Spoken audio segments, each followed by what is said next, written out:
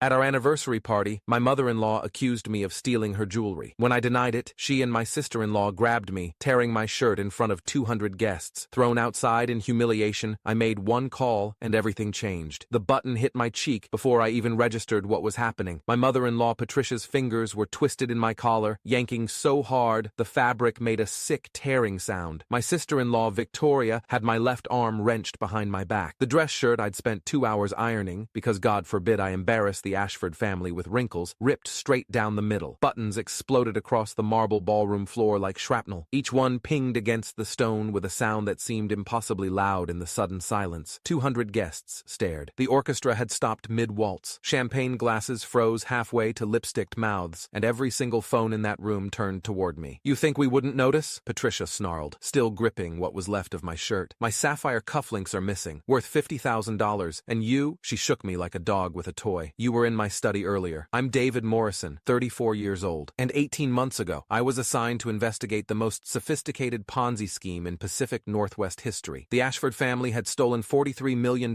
from 70 families, retirees, veterans, school teachers, people who'd trusted their life savings to Ashford Capital Management. My job was to get close, gather evidence, build the case. What I hadn't planned on was falling in love with their daughter. I was looking for the bathroom, I said, forcing my voice to stay level even as my torn shirt hung off my shoulders. I didn't take anything. Liar. Victoria's perfectly manicured nails dug into my bicep. I saw you coming out of that hallway. You've been after our money since you married my sister. My wife Claire stood 3 feet away, frozen in her emerald Vera Wang gown, the one that cost more than my annual salary at my job as a freelance consultant. Her mouth opened, closed, opened again. Mom, this is ridiculous. Her voice was weak, uncertain. Stay out of this, Claire, Patricia snapped. Her grip on my collar tightened. Your husband is a thief. We're searching him, right now, in front of everyone. The crowd pressed closer. I recognized faces, Seattle's elite. Tech CEOs, real estate moguls, politicians, the same people who'd looked down on me for 18 months. The nobody from nowhere who'd somehow convinced an Ashford to marry down. You can't be serious, I said. Dead serious. Patricia's eyes, the same ice blue as Claire's but cold where Claire's were warm, gleamed with malicious satisfaction. You're either hiding them on your person or you already passed them to some accomplice. Either way, we're finding out. Someone in the back shouted, "Strip him!" Victoria smiled. It was the kind of smile that belongs on someone watching their enemy drown. Excellent idea. She yanked harder on my arm. Patricia pulled my collar with both hands now. The shirt came completely off, leaving me standing there in just my white undershirt while Patricia held up the torn dress shirt like a trophy. Camera flashes erupted. 200 phones captured my humiliation in 4K. Nothing sewn into the lining, Patricia announced loudly, examining the ruined shirt. Check his pockets. Check everything. This is assault, I said quietly. My hands were shaking, but I kept them at my sides, in front of 200 witnesses. This is justice, Patricia spat back. You don't steal from the Ashford family and get away with it. Victoria reached into my pants pockets, dumping everything onto the white-clothed display table beside us. My wallet, containing my real FBI credentials, hidden in a secret compartment. My keys, my phone, locked with biometric security, containing 18 months of evidence. Breath mints, random receipts, a guitar pick I'd been carrying since my first date with Claire. No cufflinks. He's clean, someone muttered from the crowd. No, Victoria's voice went shrill. He hid them. He must have given them to someone. He planned this. He's been planning to rob us for— Stop it! Claire finally found her voice. You're wrong. David wouldn't what? Patricia wheeled on her daughter. Your husband is a nobody from nowhere.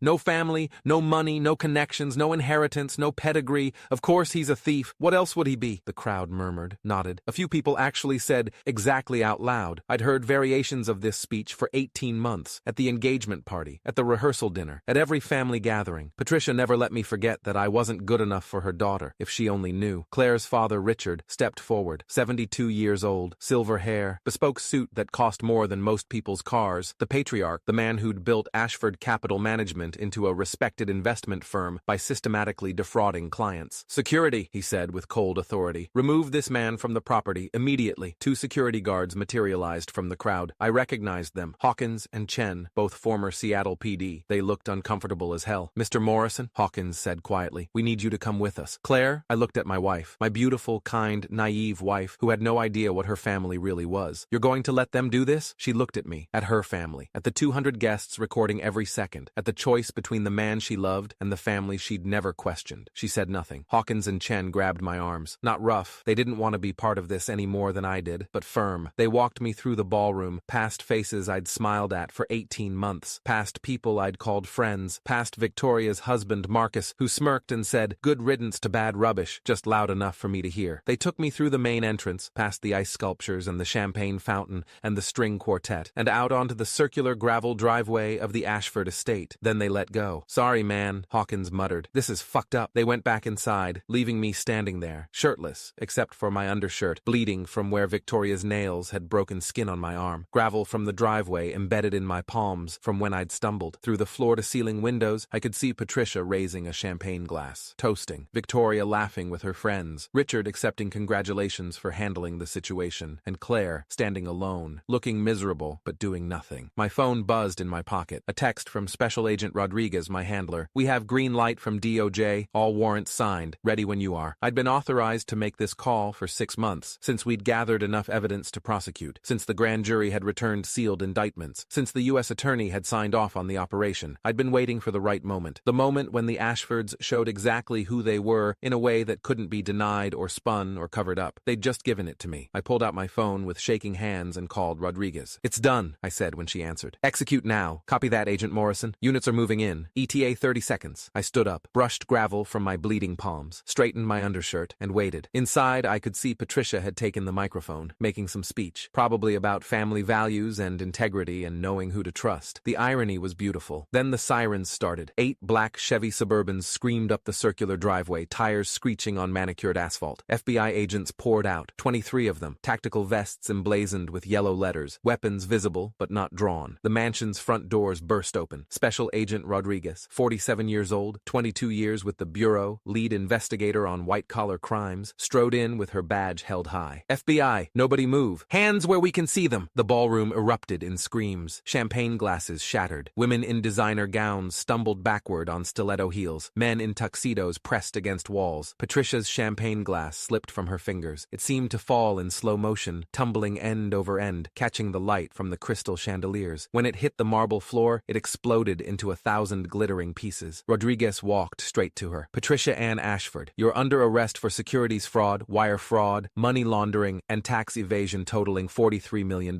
"What?" Patricia's voice came out strangled. "This is insane! Richard, do something!" Rodriguez turned. "Richard Lawrence Ashford, Victoria Ashford Chen, you're both under arrest as well. Same charges. You have the right to remain silent." "We didn't do anything!" Victoria shrieked. "This is harassment. We'll sue.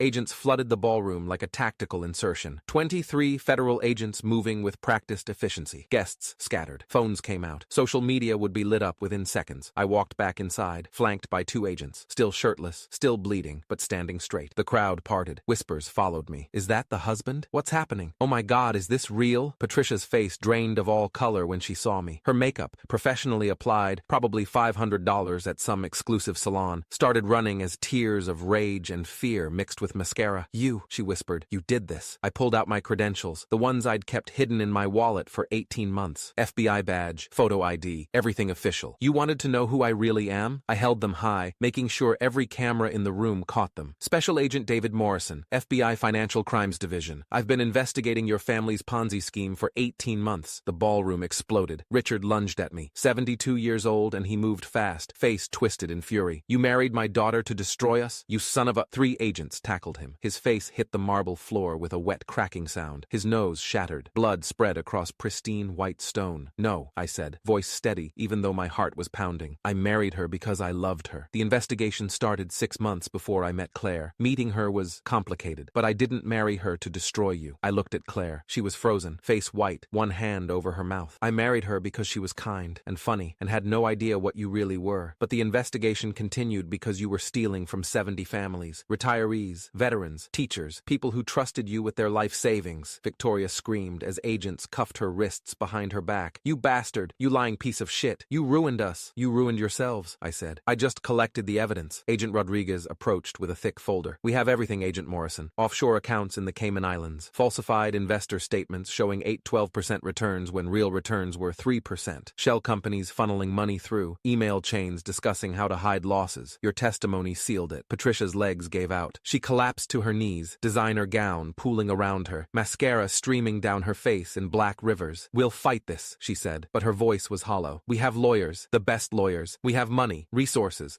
You had money," I interrupted. "The FBI froze every account 20 minutes ago. Your assets are seized pending forfeiture proceedings. Your bank bankrupt, and you're going to federal prison for 15 to 20 years each. News helicopters circled overhead. I could hear them through the open doors, their spotlights flooding the ballroom through skylights. I turned to face the crowd of Seattle's elite, the same people who'd laughed when they ripped my shirt off. You all watched them humiliate me, accuse me of being a thief, strip me in public. You recorded it. You enjoyed it. You agreed with them that I wasn't good enough to be here. I let the silence hang, let them squirm. Now enjoy this. Patricia, Richard, and Victoria Ashford, the family who said I wasn't worthy, are going to federal prison, and every stolen penny is being returned to the 70 families they destroyed. Claire finally moved. She stumbled toward me, heels clicking on marble, reaching for my hand. David, I didn't know. I swear I didn't know. About any of it. The investments, the fraud. I thought. I stepped back. Her hand closed on empty air. You knew enough, I said quietly. Maybe not about the fraud, but when they accused me tonight, you stayed silent. When they ripped my shirt off and humiliated me in front of 200 people, you did nothing. That told me everything I needed to know. David, please. I loved you, Claire. I still do. But you chose them over me. When it mattered, you chose them. Agents led her family away in handcuffs. Patricia sobbing, makeup destroyed, designer gown trailing on the floor. Victoria still screaming threats and accusations. Richard silent, blood dripping from his shattered nose, dignity gone. The cameras never stopped rolling. Every news station in the Pacific Northwest was live streaming. Social media was exploding. Ashford arrest was trending within minutes. I looked straight into the nearest camera, a smartphone held by some tech CEO I'd met at a charity auction 3 months ago, and I smiled. They wanted to expose me as a fraud in front of 200 people, so I exposed them as criminals in front of 200 million. Let me back up. Let me tell you how I got here. 18 months ago, I was a mid-level agent in the FBI's Seattle field office. Good record, decent solve rate, nothing spectacular. I worked financial crimes, securities fraud, wire fraud, money laundering. Not glamorous, not exciting, but necessary. My supervisor, ASAC, Assistant Special Agent in Charge, Jennifer Walsh, 28 years with the Bureau, ran the financial crimes unit like a military operation, called me into her office on a Tuesday morning. Morrison, you know the Ashford Capital Management case? The Ponzi scheme allegation? Yeah, been on our radar for,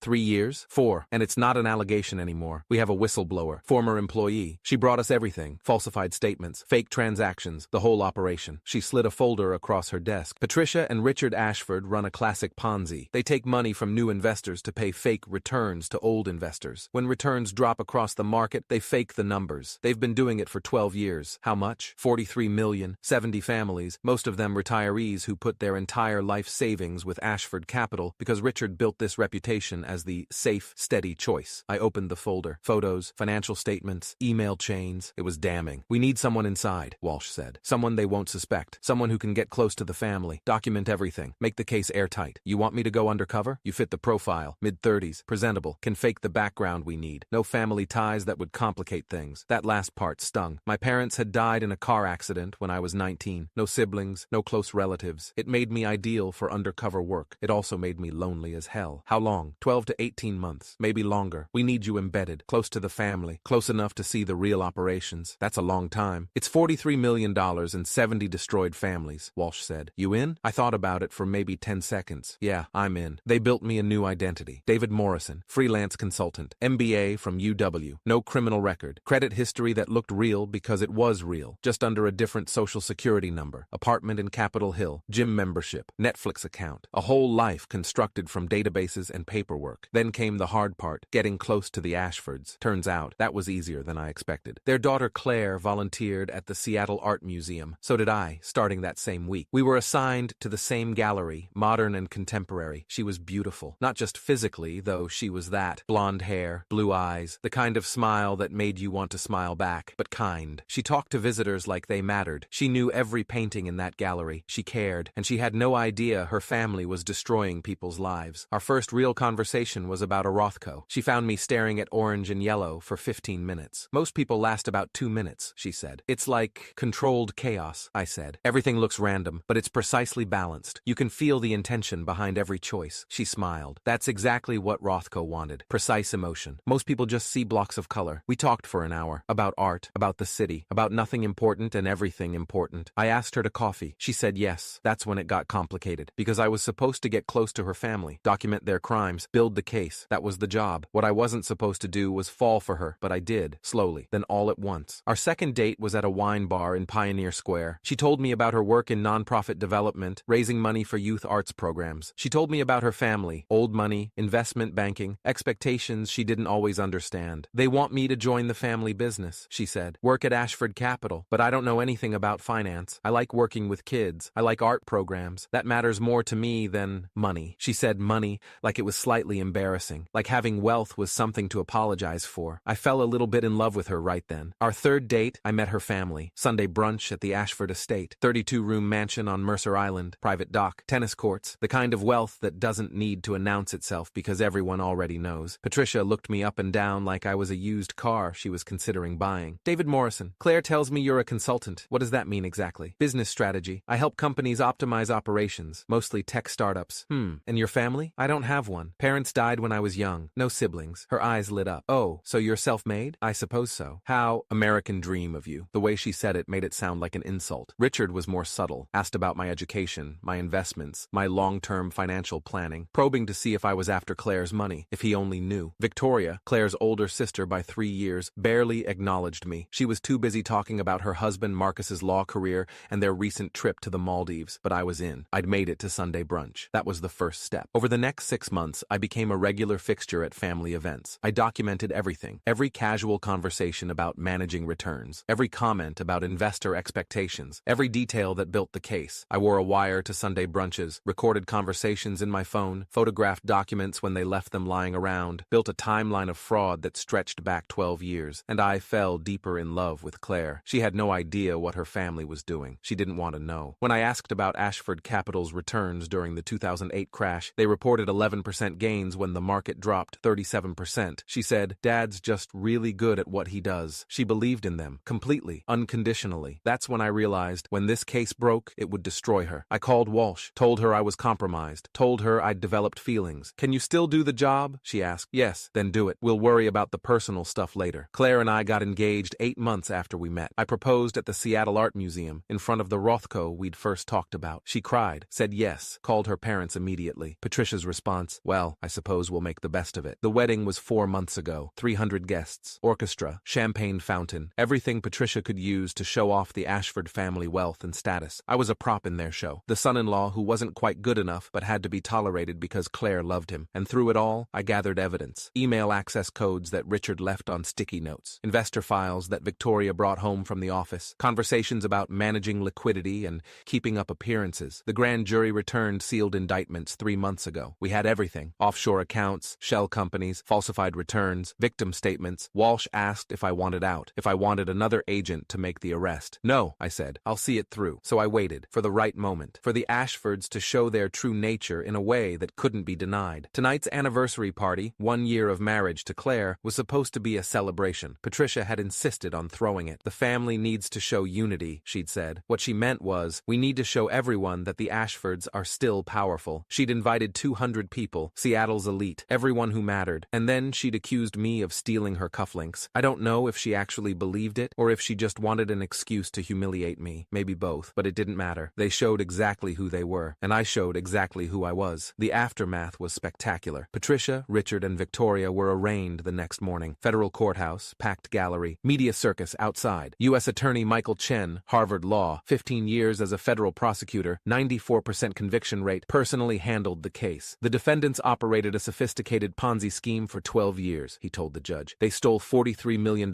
from 70 families. Many of the victims are elderly. Many lost their life savings. The evidence is overwhelming. We're requesting detention pending trial. Their lawyers, expensive attorneys from Morrison and Associates, argued for bail. The judge set it at $10 million each. They couldn't make it. All their assets were frozen. The offshore accounts were seized. The shell companies dissolved. They sat in federal detention for 8 months before trial. The trial lasted 6 weeks. I testified for 3 days, walked the jury through every piece of evidence, every falsified statement, every fake transaction, showed them the video I'd recorded at Sunday brunches, audio of Richard explaining to Patricia how to manage investor expectations, emails discussing how to hide losses. The defense tried to claim I'd entrapped them, that I'd violated their rights, that my marriage to Claire was a fraud upon the court. The judge shut that down fast. The defendant's daughter has no involvement in this case. Agent Morrison's personal relationship doesn't invalidate properly obtained evidence. The jury convicted on all counts. Sentencing was brutal. Judge Barbara Kimura, Stanford Law, 26 years on the federal bench, known for harsh white-collar sentences, showed no mercy. You stole from people who trusted you. You destroyed families. You showed no remorse. Patricia Ashford, 18 years federal prison. Richard Ashford, 20 years. Victoria Ashford, Ashford Chen, 15 years. Patricia fainted, had to be carried out by marshals. Richard just stared straight ahead, broken. Victoria screamed that it wasn't fair, that she'd just been following her parents' instructions, that she deserved leniency. The judge didn't care. They're all in federal prison now. Patricia at FCI Dublin in California. Richard at FCI Sheridan in Oregon. Victoria at FCI Victorville, also in California. They'll serve at minimum 85% of their sentences. Patricia will be 73 when she gets out. Richard will be 89. Victoria will be 54. The $43 million was recovered, returned to the 70 families. Not all of it. Some had been spent, hidden too well to find, but most. Enough that people could rebuild. And Claire? She filed for divorce 6 months after the arrests. I didn't fight it. Didn't want anything from her. We met one last time. Coffee shop in Capitol Hill. Neutral ground. Did you ever love me? She asked. Or was it all just part of the job? I loved you, I said. I still do. That was never fake. But you let me believe. I let you believe your family was honest. Because they were your family. I hoped I was wrong about them. I hoped there was some explanation. But there wasn't. You should have told me. I couldn't. It would have compromised the investigation. And I don't think you would have believed me. Not until you saw the evidence yourself, she cried. They're my parents. My sister. Everything I knew about them was a lie. Not everything. They loved you. That part was real. They just loved money more. We sat in silence for a while. What happens now? She asked. You rebuild. You're not responsible for what they did. You're not guilty of anything. You move forward. What about you? Same thing. I move forward. She left. I haven't seen her since. I'm back to regular FBI work now. Financial crimes, building cases, putting criminals away. I don't do undercover anymore. Walsh offered me another assignment. I said no. Some parts of this job, the lying, the long game, the violation of trust even when it's justified, they leave marks. But I'd do it again. All of it. Because 70 families got their money back. Because 3 criminals went to prison. Because justice, real justice, happened. And because for 18 months I loved someone who deserved better than the family she was born into. Last week, I got an email from one of the victims. Linda Patterson, 73 years old, retired teacher. She'd lost $340,000 to Ashford Capital, her entire retirement. Thank you, she wrote. I got $287,000 back. Not all of it, but enough. Enough to live on. Enough to stop being scared. You gave me that. Thank you. That's why I did it. Not for revenge. Not to humiliate the Ashfords at their own party. Though I'll admit, that part felt pretty good. But for Linda Patterson and the 69 other families who trusted the wrong people with their life savings. They wanted to expose me as a fraud in front of 200 people. So I exposed them as criminals in front of 200 million. Fair trade, I'd say.